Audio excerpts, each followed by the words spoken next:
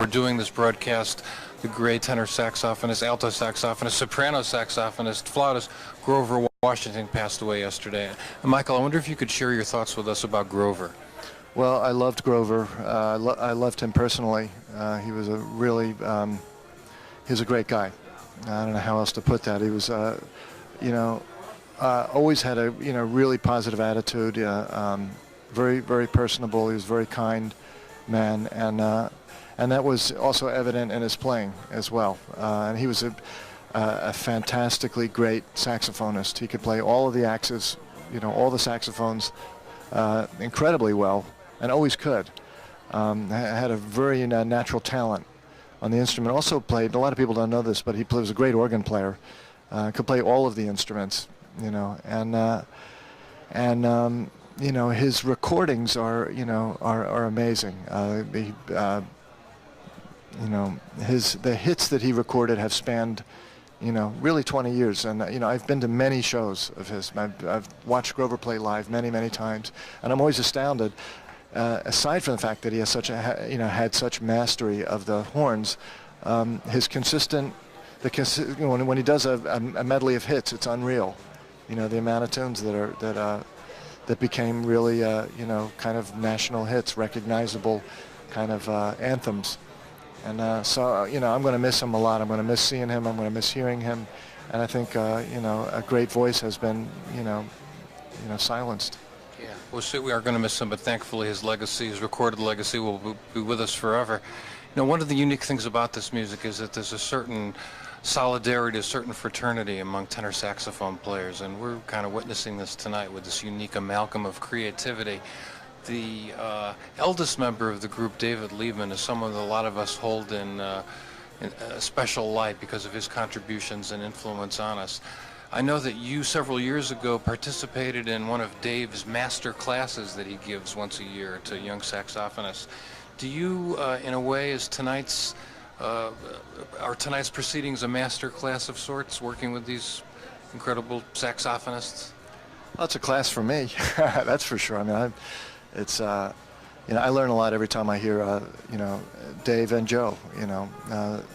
The thing that makes this a really interesting combination is that we all play really differently. We're all saxophone players, obviously, but we're coming from very different places, and that makes for a really interesting juxtaposition and combination of sounds, colors, rhythmic approaches, and it's fascinating for a listener as well as for us. And I've known Dave Liebman for many, many years. I met him when I first moved to New York when I was 19 years old. We had adjacent apartments. Really? And I've learned from him over the years. He's been somewhat of a teacher to me, was always ahead of me. And it's such a thrill to be able to play with him a lot lately. I'm still learning. He's such an amazing thinker, and a clear, decisive, organized, incredible mind. And his improvisations are outrageous. And it's good for me. Same thing with Joe Lovano. I can't say enough about Joe in terms of every kind of music. And he's a saxophonist, saxophone player. He really plays the instrument beautifully and does it, in his own way, which is really hard to do. He's got his own sound, own rhythmic approach, own ideas, and has the ability to play in so many different, really abstract and beautiful environments, and that to me is fascinating, and I love to sit and talk with both Dave and Joe because I learn a lot, In days of old, when saxophonists came together, it was frequently what were called tenor saxophone battles.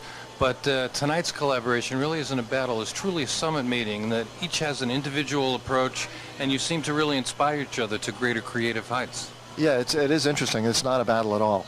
We're not. It's not about that. We're trying to get together and make music. And that really, that's just happened naturally because we're, basically coming from a pretty creative place with this, and it's been extremely different every night.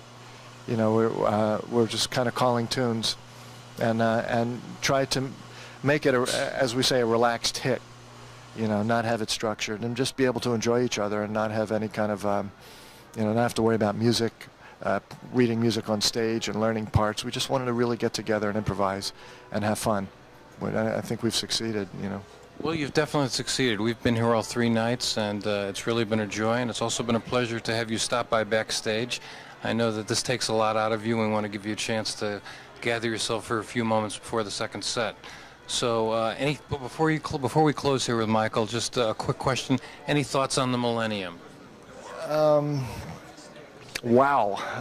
Well, I just wish everybody a happy New Year and the best in the new millennium. Although it's really just another day, you know. But it is an exciting time to be alive, and it's an exciting time to do this broadcast, and it's great to be in cyberspace. Does it look like we're moving like this right now, or are we fluid? But I'm just very happy to be here, and I wish everyone happy holidays and all the best. Okay, Michael. Thank you. Thank you, Brett. Michael Brecker, his latest recording, Time is of the Essence, on the Verve Music Group. In a few moments, we're going to be starting the second set here, but we still have 2 tenor players to go. We're awaiting the arrival of Joe Lovano, who's going to be next. Joe is somewhere in the club. We're paging him. Joe Lovano, yes, tall man with a hat, dark glasses. He's here someplace. Birdland, here he comes, ladies and gentlemen, very distinguished. Coffee in one hand. Have a seat here, sir. I'm going to take my... He's going to take his coat. Okay, we'll give him a second while he takes off his coat, ladies and gentlemen. Joe Lovano, yeah. Birdland is absolutely sold out tonight. You may have seen during the first set cutaways of the audience, people digging the music. And there's a certain kind of excitement that surrounds an event like this.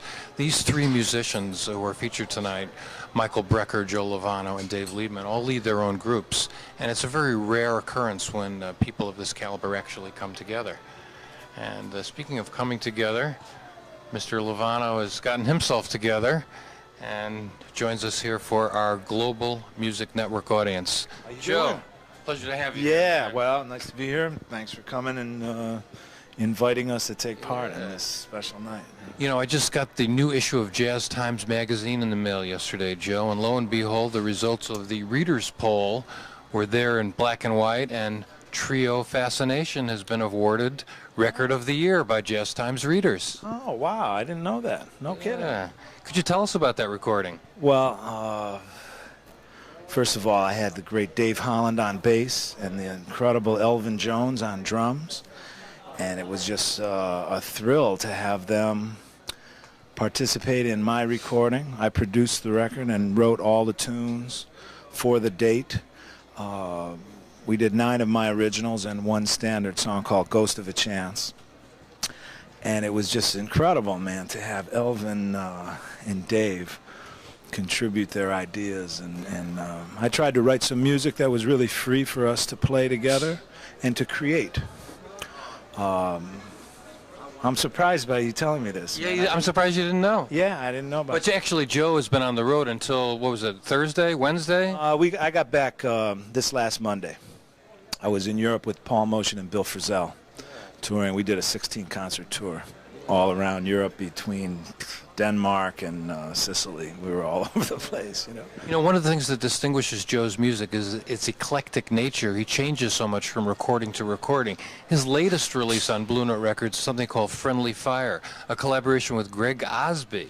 Tell us about that one. Yeah, well, that was kind of a special project for Blue Note Records, 60th year anniversary as a label. And Greg and I both record for Blue Note as leaders, so we put our 2 groups together.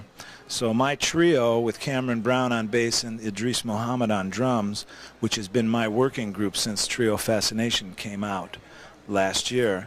My trio and Greg and Jason Moran, who's a young, beautiful young pianist,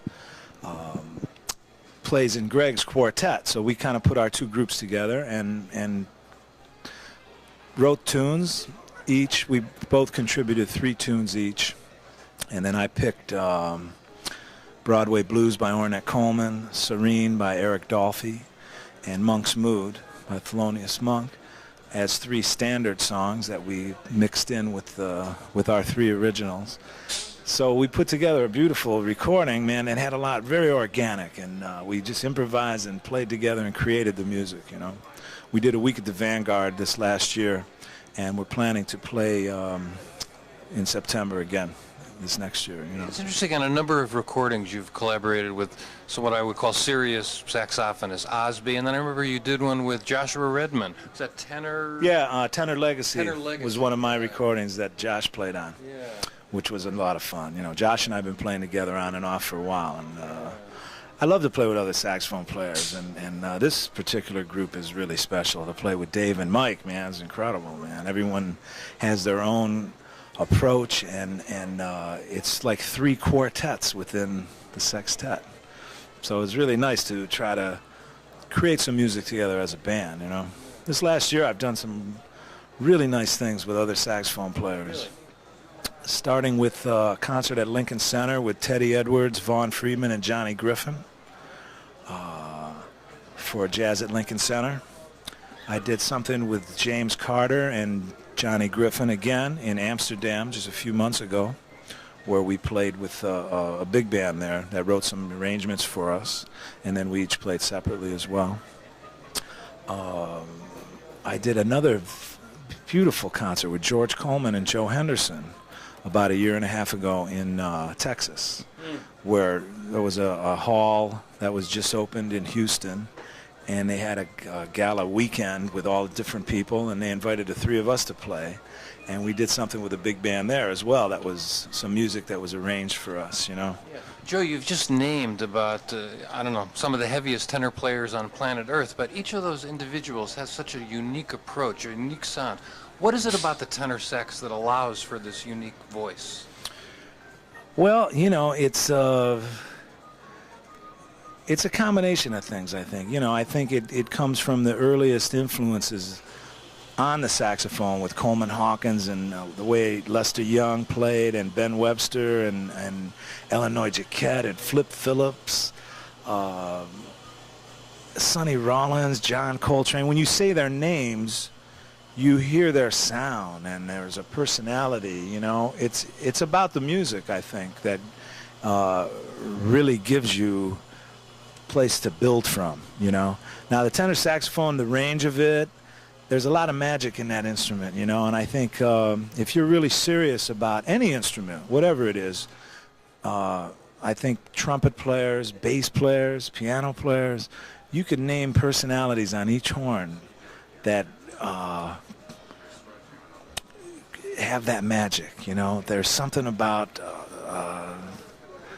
the world of improvisation, you know, that's a very personal thing that just can come through your horn, you know. And the saxophone's been an instrument I think a lot of cats have focused on and tried to play, you know, from Don Byas and Lucky Thompson, Johnny Griffin, Benny Golson. It's an incredible legacy. I mean, you mentioned the improvisational aspect, but also that each of these individuals has their own unique sound. And literally, you can just hear 2 or 3 notes, and you just know who it is, just by their approach. Yeah, it's incredible, man. And that's what draws us all to this music, you know. It's what's brought us here to Birdland tonight for this historic occasion, this rare coming together of 3 remarkable improvisers. Joe, we've talked about some of your recordings and different collaborations that you've done. It's been pretty diverse the past decade or so. What do you look forward to in the future? Is there anything you haven't tried that you'd like to do next? Well, I'm trying to really draw from my history and develop things to present that I've experienced playing as a sideman and as a musician on the scene in New York. You know, I moved to New York in the mid-'70s and have had a chance to play in some great bands under some beautiful leaders, and they all gave me a lot of trust to contribute my ideas, you know. So I'm trying to build from that place. My next recording is called 52nd Street Themes, and it's a nonette with some of my favorite players in New York, man. A lot of contemporaries of mine, and we came up playing together in a lot of different bands, you know. We do a lot of music of Tad Dameron and Monk and some standard tunes that I've studied and played my whole life. We'll do the charts. The arrangements were written by Willie Smith, who's a writer from Cleveland, Ohio, who grew up with my dad and studied with Tad Dameron himself. And he's an alto player, my mom has known Willie since her and my dad were engaged, you know. He's someone who spent a lot of time on the West Coast and in Detroit, did a lot of ghostwriting for the Motown period, and has been around Cleveland. And when I decided to do this recording, I called Willie to do the arrangements for me, you know. And the way he did the orchestrations were really beautiful. Over the last year and a half, we've been working on the material. Mm-hmm. But he kind of did the orchestrations and left them pretty free for me to do the arrangements of how the format would work in my band, you know. The ensemble features John Hicks on piano, Louis Nash on drums, and Dennis Irwin on bass, a group that I've been playing with as a quartet on and off for the last few years. I've played a lot with John Hicks at Bradley's. We used to play duets and trio all the time down there. So the rhythm section is just fantastic. The horns are Steve Slagle on alto saxophone, who I've known since I was at Berkeley in the early 70s. We've played with Carla Bley's band together, and Steve's been a member of the Mingus Orchestra in the last years and was doing a lot of writing for the Mingus Big Band. So it's called 52nd Street Themes. Be out on Blue Note when? It's supposed to be out in April. Yeah. Joe Lovano Nanette. So Steve Slagle on alto, Ralph LaLama and George Garzone on tenors, and they're alternating tenors. We do some three-tenor things together. Gary Smolin on baritone saxophone, who's one of the strongest musicians in New York today, but incredible baritone saxophonist. We played with Woody's band together and on the Mel Lewis band all of the 80s, you know. Tim Hagen's on trumpet and Conrad Herwig on trombone. So we have a week at the Vanguard next May when the recording comes out. I'm looking forward to exploring this music and presenting it live next summer and into the fall, you know. You know, one of the joys of jazz in this decade has been the ascension of Joe Lovano as one of the major tenor saxophone voices of our time. And Joe, speaking of our time, it's a few days from the millennium, as the 20th century is going to beat a decidedly frenzied gamble to the year 2000. Any thoughts on this coming change of times? Well, we're going to bring it in right here at Birdland.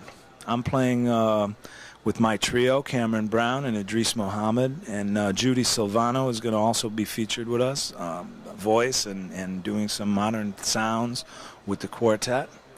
We're playing New Year's Eve and New Year's Day evening. You know, it's a real exciting time right now. You know, there's a lot happening, and there's a really strong, beautiful, positive energies going on, and I'm just thrilled to be on the scene and trying to contribute my ideas in this beautiful music. Well, we're happy you're on the scene, and we love your beautiful music, and we want to thank you for coming by here tonight and being part of this historic occasion. Fantastic. Thanks, Brett. Okay, Joe. Thank you, man. All right, one tenor saxophonist left, Mr. David Liebman. Paging David Liebman. He's somewhere here. Mr. Liebman is joining us tonight from his home in the Poconos. Here he is. That's him. You're on, baby. This is it. Here he comes. The eldest member of the group, the wisest. Put your tie on. He's complete with... The oldest. Is it the wisest or... I'm the oldest. The oldest, okay. Of the saxophonists. How you doing, Brad? Excellent. Thanks for joining us here, and thanks for this incredible music. I was just mentioning that I've been here all 3 nights, and each night has been different. Yes, it's a very spontaneous event, and also we're, I think, rightfully so, choosing material that allows us to just feel relaxed, like it's where we come from. It would be like a cutting session in the 30s or 40s when they would play, West End blues or something. We're doing the equivalent of that. But this really isn't a cutting session. This is really a coming together, more of truly a tenor summit. It's a great feeling because, everybody's nice guys. And we have, at this point in history of jazz, in a way, there's so much, the fathers, you have such respect for the fathers. That makes everything cool. We are so totally understanding of where it comes from, and we've learned it. I mean, we've all done our homework, and it makes us, there's no time for any, you can't fool around. It's respect. Yeah, I think that's what makes it right, and also, nice guys. very nice guys. These are relationships that go beyond the music that you have with these guys. Well, Michael, Joe, I mean, I know Michael, Michael took over my first loft in New York that I lived in. When I left it, he took it. And Joe, for many years, was in a loft that I used to play downstairs underneath him. I think in this music, it's important to have long relationships. I think it adds to the music. I think the audience feels that. I don't think they know that, but they feel the effect of long relationships, like they feel the effect of a band that's been together. This is not a band that's been together, but the effect of people who respect and like each other is felt, I believe. Besides, good playing, of course. But there are two members of this ensemble tonight that you've collaborated with extensively, Phil Markowitz and Billy Hart. Let's start with Billy. Was Quest the first time you worked together? Well, I did some records with Billy in the early 80s, and of course I knew his work. But when Billy joined Quest, which was in the mid-80s when Al Foster, who was the original drummer, couldn't make a tour, was with me, Richie Byrek, and George Mraz at that point. It was he was a different entity. And we did maybe, I think, 7 or 8 records together, and 7, 8 years. And Billy is, I think, Billy's the key to the success of this event, as far as I'm concerned, because we're playing standards. We're playing understood formats, things that are known. And unless you put a creative spin on it, it could be business as usual, which is fine, no problem. But Billy puts a special thing on it by what he does at the drums. He controls not the tempo, the environment. He controls it. He's the leader of the rhythm section. And when you're the leader of the rhythm section, that means you're the leader of the band. And for this particular gig that we're doing, he's crucial. And in my opinion, of course, he's, Billy's a colorist. Billy knows what to do. He knows when to do it, and he has the most experience. So he knows what's right, when to do it, plus he's creative. What could be better? Yeah. And Phil Markowitz. Creative accompanist, same thing. Experience, knows what voicings to put under you, knows when to stop and go, has, from Chet Baker on, Mel Lewis, experience. I mean, experience is everything when you're playing this kind of music. If you're going to play a tune like No Greater Love or whatever we played in the first set, or now we're going to play India, if you're going to play a tune that's a standard in the sense that there's been millions of versions of it, there's classic versions of it, the only thing you can bring to it is the moment and combine with the experience of what's right for the tune. You don't play India like you would play Night in Tunisia. And that's experience. That means you heard Bird do it, and you heard Coltrane do India, and you realize that, and you're able to duplicate that on your instrument. Phil, Billy, Rufus. That's why I like this rhythm section. That's why experience. We like it too, and we also like Dave Liebman's unique blend of eclectic music. All of his recordings, never one that's the same. The latest on the Double Time record is entitled Monk's Mood. Thelonious Monk compositions? Eddie Gomez, Adam Nussbaum in trio, Monk tunes, which of course a lot of people are doing. But what I thought would be interesting would be to not have a keyboard or guitar, not have a chord instrument, play it in a trio setting, horn, bass, and drums. And I enjoyed it a lot. Of course, having Eddie Gomez on it put a whole other spin on it because he could play the original left-hand voicings. I mean, I gave him the actual Monk notes and the actual way Monk played it. And he's such a phenomenal bass player that he could sort of actually be the piano in a way, the left hand of the piano. But it's a nice record, and it made me appreciate, as I say, as I'm getting to know more and more, that the older you get, the more you realize that somebody you may take for granted, like we just did a record of Joe Beam tunes for GMN. When you get into something, there's a reason why it's heavy, man. But, it takes you a minute to understand that. You may take it for granted. You may say, oh, Monk, yeah, right. Well, you needn't. Oh, yeah, we play those tunes every day. Or Joe Beam, Girl from Ipanema. But when you get in there and understand why these guys are what they are, it's very revealing. And I had that discovery with Monk. The combination of melody with rhythm is unbelievable, regardless of the harmony. it's almost separate. I mean, the harmony is amazingly great and simple, more or less, but the melody with the rhythm is exquisite. And that's why without a chord instrument, I felt it would be an interesting excursion. Let's talk about some of your other recent excursions. I'm going to name the recording. I wonder if you could share your thoughts. I think my favorite, was your reworking of the incredible John Coltrane's recording, Meditations. Yeah. Well, I always felt that Meditations, the late period of Coltrane from 66 and 67 was a little bit under explored and underappreciated. They call it the free period, etc. We did it. That particular recording is live in New York, but I do it on every 5-year anniversary of Coltrane. In fact, coming up in 2002, we'll start doing it again somewhere in the world. Because when Coltrane got to that point where he was into group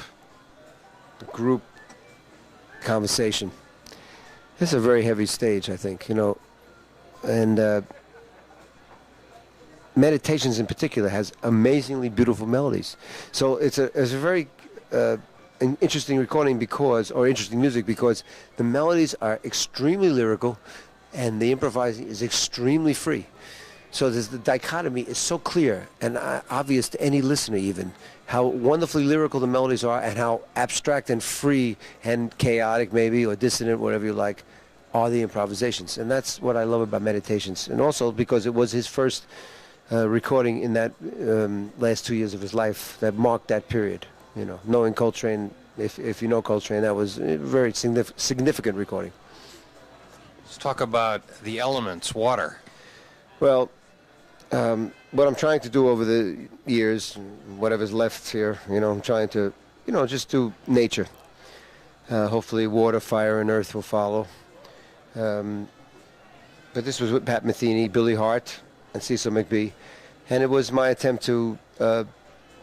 I like programmatic music. I'm okay with that. I'm okay if you say to me, Red, I got a song. And in this case, it was like manifestations of the element of water in its various manifestations, from the stillness of the baptismal font to a pool, reflecting pool when the sun hits a pool, to storm surge, the way it, we have typhoons or whatever. And Metheny, of course, getting Pat Metheny to record with me was a great thing. But it's an interesting record. It's very through composed. There's one theme that works through the whole record, and I think I kind of like that record a lot, and I think the guys did a great job because the music was extremely difficult. We had a nice time. Yeah. In terms of the way that your music keeps changing, do you consciously seek out different directions, or do they just evolve organically? I don't want to repeat, and I don't want to do what somebody else did. I mean, I do think about it. I do. It's almost sitting down and saying, this has been done, don't do it that way. I mean, I want to do repertoire. I want to do Monk. I want to do Joe Beam. I have a Puccini record that'll come out eventually, Puccini arias. I just feel that you can handle material and put your own stamp on it. That's classic material. And then you have your own material, and then you have what we have tonight, which is standards. I mean, there's basically those categories. There's the repertoire. There's your adaptation of standard repertoire. And, then there's the offshoots of that. I mean, to me, I do try to think about it. I think it may be difficult for a listener or whatever audience I have to understand, follow. But I'm really trying to I like playing differently, at least for recording. See, to me, recording is a book. It's a novel. It's a poem. It's you're a writer. It's my next novel. And they're framed in time by the recording, not by what you play tonight. That's live. That's a different thing. Playing live is different. That's working on your technique, working on the art, working on the way you play. But doing a record is like, this is my statement for January 1998 or whatever it is. Here it is. And I feel that, you should think about that. I think you should be conscious of it. I think you should frame it. I think it should be something that's a conscious effort to be unique and has a thing, something you believe in that's unique and not to be repeated, if you can. That's the deal. That's a hard one. In addition to Dave Liebman's contributions as a writer and a performer, he's also made a profound impact on our music through his educational activities. Dave, I'd like to talk for a minute about the unique association that you were the founder and continues to be the artistic director of. For anyone who doesn't know it, it is... It's called International Association of Schools of Jazz. We say IASJ. And we began it in the late 80s. And it was basically an attempt to unify all the different countries that I had been in teaching that were doing the same thing. Because when you do an art form, if you're teaching an art form, you have to teach the basic things. It doesn't matter what language you do it in. And what I found out was, going from France to Germany to Spain, everybody was, they didn't know each other. And I thought that maybe we could put a network together. So we have this association. We have now 40 countries involved. Yearly, we have one meeting. This coming up as we speak in 2000, July, will be in Paris, and it'll be part of the Paris Festival. We try to combine it with a major event. 2001 will be at the Berklee School of Music in Boston. And it's a network. We have a magazine. We have a newsletter, of course. We're fledgling. We don't have funding from government or anything. But the idea is, when 20 countries come together for, an event, and they play all blues, it's an amazing thing, man. And I think there's the unity of that. And the thing, what I'm after is the music, of course, but more than that, I'm after that people understand where they're coming from beyond the music. And they go into a point where it's cross-cultural communication. I mean, it's like the United Nations. That's what I'm after. And I think the music's a perfect vehicle. This is nothing original, nothing new. But jazz, because it's a 20th century music, it's so contemporary, it's a perfect vehicle for people to communicate and be able to talk to each other and then say, hey man, want to come to my country? Want to hang out with me? That's what I'm trying to do. So this is an ongoing thing, IASJ. You've been involved in education for more than 2 decades. You started out with our friend Jamie Abersold at some of his clinics, and you continue to educate in a variety of including your unique master classes. Now, Michael Brecker was here before, who was a participant in one of these classes, and Joe Lovano as well has helped you. Over the years, you've seen many students. Do you see any direction, any change in the kind of students you see today? Well, the level is very high. It seems to be in the air. It's amazing how high the level is. We have a problem. The only problem is how to individualize people in a standard situation. Teaching is standardization. You have to be that way. On the other hand, jazz, above all, is about individualization. We have to deal with that. That's a thing we deal with, the challenge of that, how to balance the two. But it's amazing how much jazz education is going on in the world. And I believe as Asia, as things develop more in Asia and Africa eventually, we're going to even have more jazz education. That's why I started this association. I believe we're going to have, somebody from every country. I mean, it's the United Nations. And it's unbelievable the amount of talent that's going on. Where they're going to play, we don't know. But it's amazing to see this and for them to get a little bit of the feeling of what jazz is about. That's, to me, the most important thing. Well, jazz is truly a global medium, and the internet is a global medium as well, and we look forward to some positive contributions for jazz on the internet. And tonight's broadcast, we've estimated approximately 10,000 people have witnessed so far in such faraway places as Truth or Consequences, New Mexico, Lima, Ohio, and the cliffs of Negrildan in Jamaica. Several people have emailed us with questions. I wonder if we could close out here with a couple of these email questions that we've received. Neil Cassidy in Salinas, California wants to know, how do you like being on the road? I enjoy it because I enjoy playing for people. We have our problems, but I enjoy it very much. And I enjoy going to places where people are listening. Yeah. I think we all like that in a way. It's not easy, but we like it. Yeah. Here's one from Hank Chinaski, New Britain, Connecticut. Any similarity between jazz and poetry? It depends on the kind of poetry. Just like jazz, there's styles, free form, abstract haiku, sonnets. But yes, absolutely, because there's forms and there's free jazz and there's free poetry, and using words is not unlike using music. There's a lot of similarities, I believe, a lot of similarities. Here's one from Jed Leedland of Perth, Australia. Oh, I know him. How do you feel about critics? Shouldn't they be rounded up and forced to spend the rest of their lives reading their purple prose? They have a function. They inform people about what's going on, but I believe critics should be informed about the music and should be educated about the music, and some are and some aren't. For example, you know the music, and I would love to have you write about it. Somebody who doesn't know, I feel that they should be, they should have a master's degree before they go on. You don't take a test to be a critic. You take a test to be a bus driver, but you don't take a test to be a critic. One final question here. You're looking back on an incredible career here, serving an apprenticeship with masters like Miles Davis and Elvin Jones, leading a variety of incredibly creative groups. As we approach the millennium, any thoughts on the coming years and what you'd like to do musically? Well, I just feel this this international quality is the main thing. I really believe the future of jazz lies in these other places, in these other countries. I think that as people discover jazz, they're going to say, what a great art, freedom, expression, individuality. I mean, it's a natural. And I think we're into the stage of proselytizing, spreading it, educating. I believe that's the stage. I mean, the masses, as we're playing tonight, the masses have done they've done their work, and it's our job to spread that work. That's what I think. Well, you're certainly doing a good job at that, David Liebman. We want to thank you. It's an honor knowing you. Thank you, man. And thank you very much. Thank you for your incredible contribution tonight. We're going to let Mr. Liebman. Oh, I think the group is about to hit. Is about to go back on stage here. The tenor saxophonists are gathered here. So can we bring the three of you together here? We're gonna for historical purposes here. Let's try this. We all squeeze in here. Let's go. We love having you. Thank you for looking at us. And thanks for coming out tonight. We'll see you in the future. You enjoyed it. We're going to start off with John Enjoy the Coltrane's next set. India next set. Okay? There it is. Thanks, Brad. Thank you. Thank you. Bye.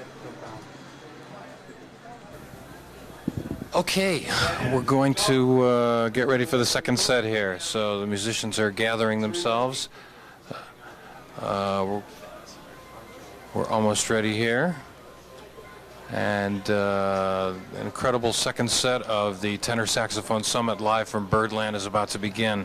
Once again, we have Michael Brecker, Joe Lovano, and Dave Liebman on tenor saxophones. Mr. Liebman also doubling on soprano sax. Phil Markowitz on piano. Rufus Reed on bass, and Billy Hart on drums.